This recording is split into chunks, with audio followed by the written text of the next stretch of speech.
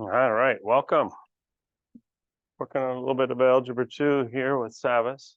Lesson 7-4, trigonometry. We're doing the sinusoidal graphs here, and we're looking at the cosine. So if you remember from the overview video, if you're not sure what I'm talking about, go back and take a look. But the cosine, we have our unit circle here. Remember, well, we start here, 2 pi all the way around. So those are coterminal right there. Pi would be halfway.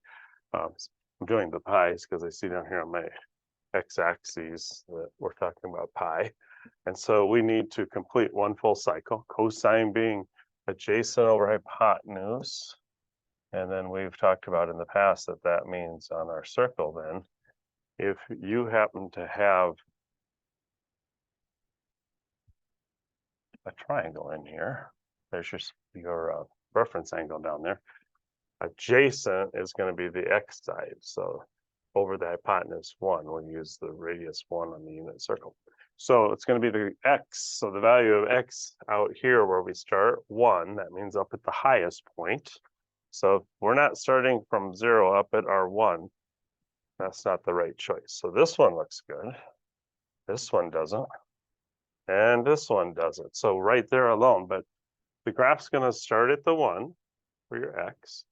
Your x value when you get here to pi over 2, halfway to pi, 0, because your x at the origin, order pair there, 0, 0.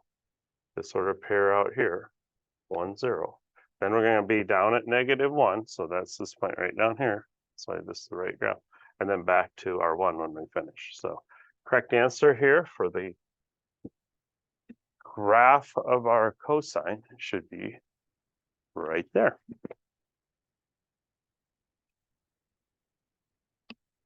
All right, number 2.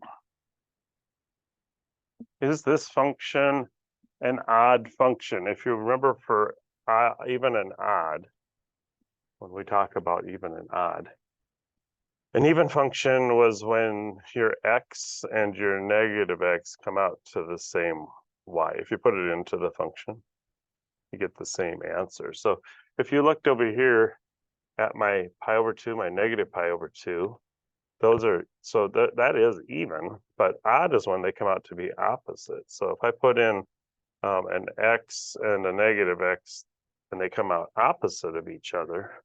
So is this function odd? No.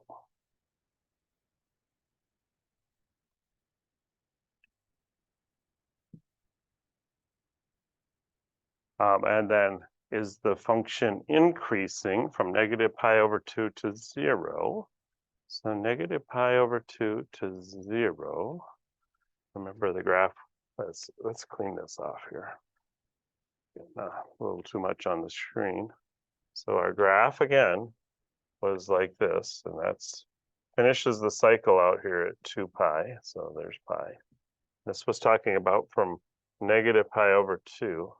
It goes over here too. So negative pi over 2, halfway to there, pi over 2, negative pi over 2 over here.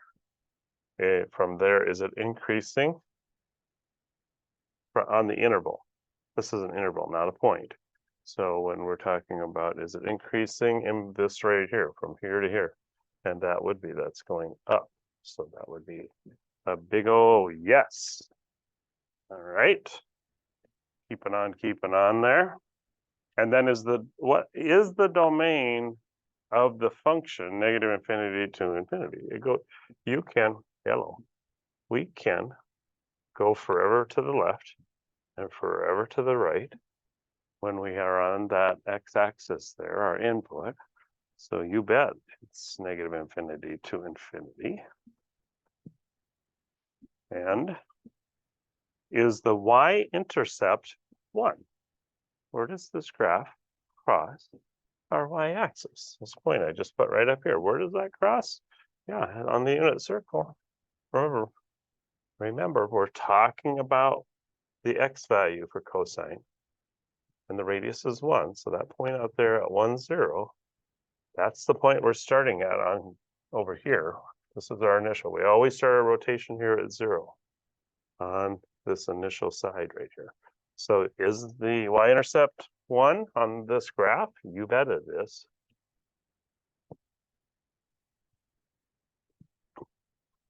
And we're almost there, 6 out of 7. Are the zeros of the form 2n plus 1 over 2 times pi? Are the zeros of the form where n is any integer? Are the zeros? Oh, so when you have, I had to reread that a few times to understand what they meant. Here's all my zeros. So whenever you do the 2n, this would be like 2n over 2 and a 1 over 2. You split it up over the coefficient and then times your pi. So this would be like saying it's an odd number up here. So what this is 1 pi over 2. This one would be 3 pi over 2. The next one over here would happen when it comes back at 5 pi over 2. So all of these zeros are negative ones. So all of those are, and so 2n plus 1, this is always going to be an odd number where n is an integer. So if you put a 1 in here, it's 3 over 2. If you put a 2 in there, it's 5 over 2. So absolutely, that is where all of our zeros do fall.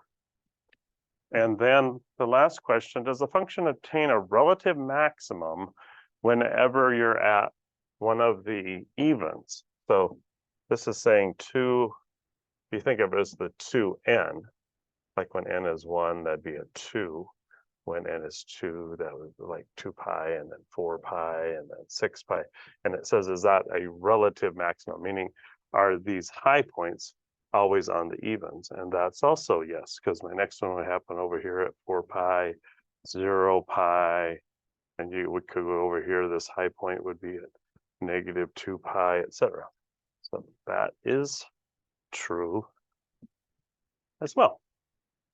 A little bit of tricky wording in there and understanding, but hopefully with that little bit of explanation, it might make it a little more clear to you. Hang in there, keep at it, bring me your questions if you have them, but good luck with that.